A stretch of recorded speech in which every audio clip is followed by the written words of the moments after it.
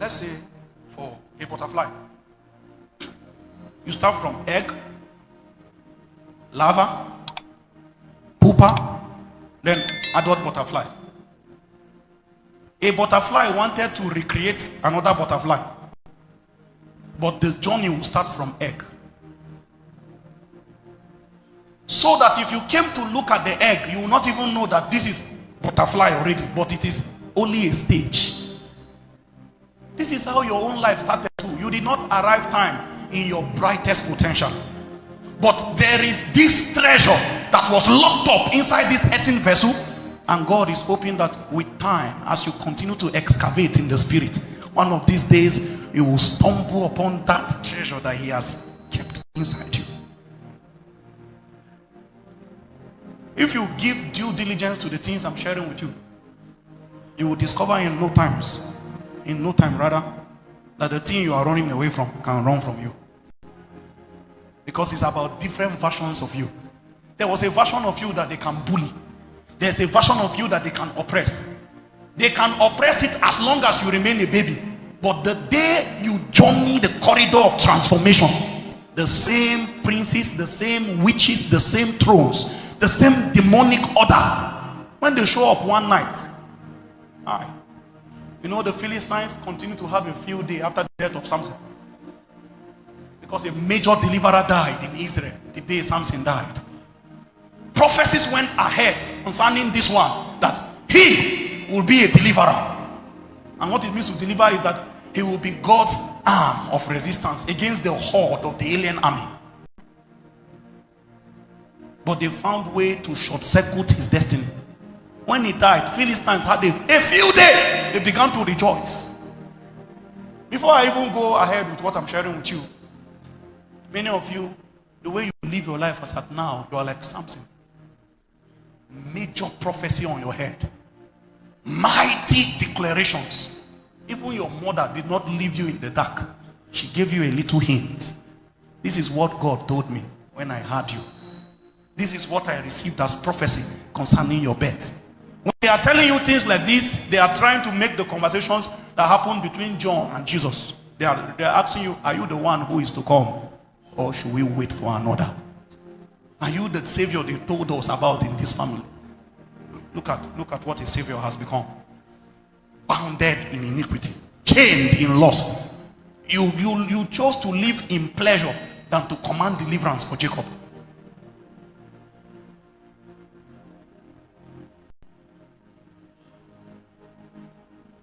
I knew early enough that I was a gate. I knew I was an entrance point of God. I knew if I separate myself, God will walk through me. I knew God can enter my family if I make my vessel available for Him. I knew that God does not have favorites. It's men that consecrate themselves for use. In 2 Timothy chapter 2, 20 to 21, it says, in a great house, there are many vessels. The same way in the world, there are many entities. But then, there are unique taxonomies for categorization. Some to honor, some to dishonor. Enter the part for honor. You will see gold and silver, vessels of gold, vessels of silver. Enter the place of dishonor. You will see vessels of wood, vessels of clay. When you now say, I want to be, they gave you the requirement. If a man can purge himself, he shall be a vessel unto honor, sanctified and meet for the master's use. Do you want God to use you? It is you that would say, here am I. Send me. Send me to change the story of this family. Send me to dry their tears. Send me to fight this alien army that have kept them bound. Sometimes when you look at your siblings, your heart will break. You can see them lost. You can see them living life outside meaning. You can see them helplessly under the hand of captivity. But you, God has given you a knowledge of Him. And all you are doing with that knowledge is me, myself, and I. Now even in the family, they are calling you man of God. And you still cannot command deliverance for Jacob.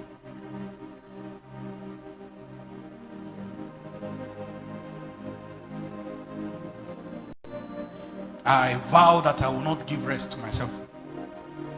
I'm a young man. I'm a young man. There is no temptation you are faced with that I don't have my fair share of.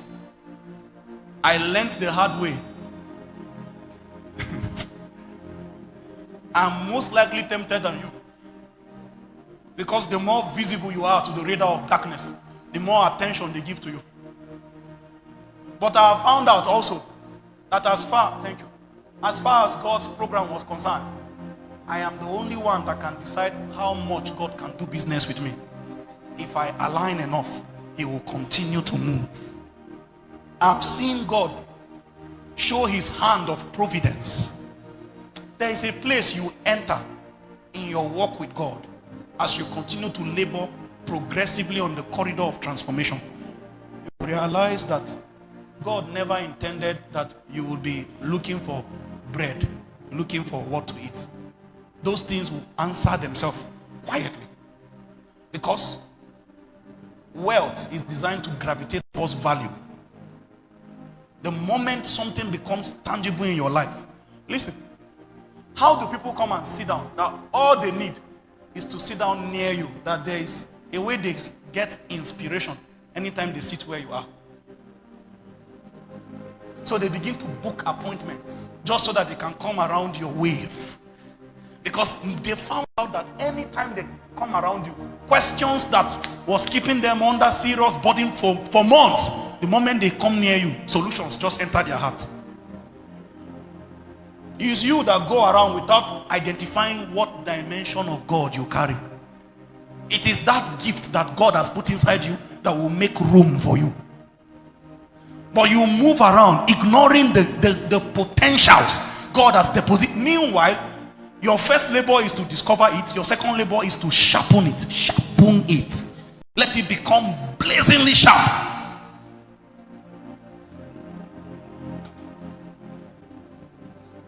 You laid hands on somebody and the person recovered.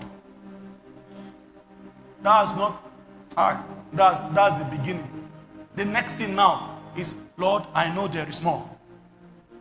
The next thing now is, let me give an illustration.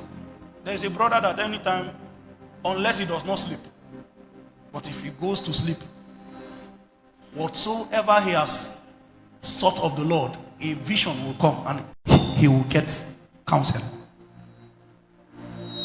As he continued to pray, continued to journey, he realized that a time came he didn't have to sleep again. Even while he is awake, he can journey into those realms. That's what it means to sharpen the thing God has given to you. So you don't need to wait till night. What if there's an emergency? Would you have to wait until night before you can command deliverance? As you continue, you are sharpening it. God has settled you. He has given you all things that pertain to life and godliness. He has given it to you. It is you now, your negligence, your ignorance, and your conscious rebellion rather against God's laid down principles. This is what is responsible for man's doom.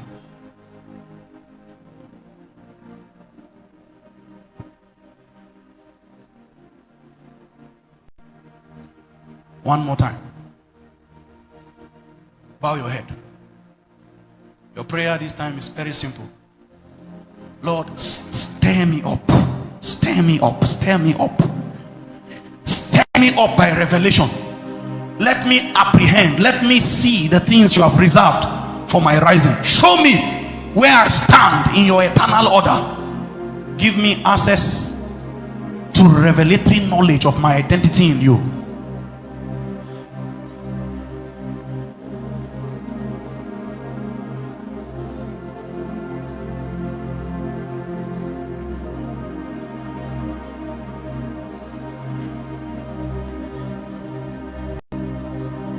I've found some measure of grace, but I know there's more. My generation already commends me, but I know it's a joke.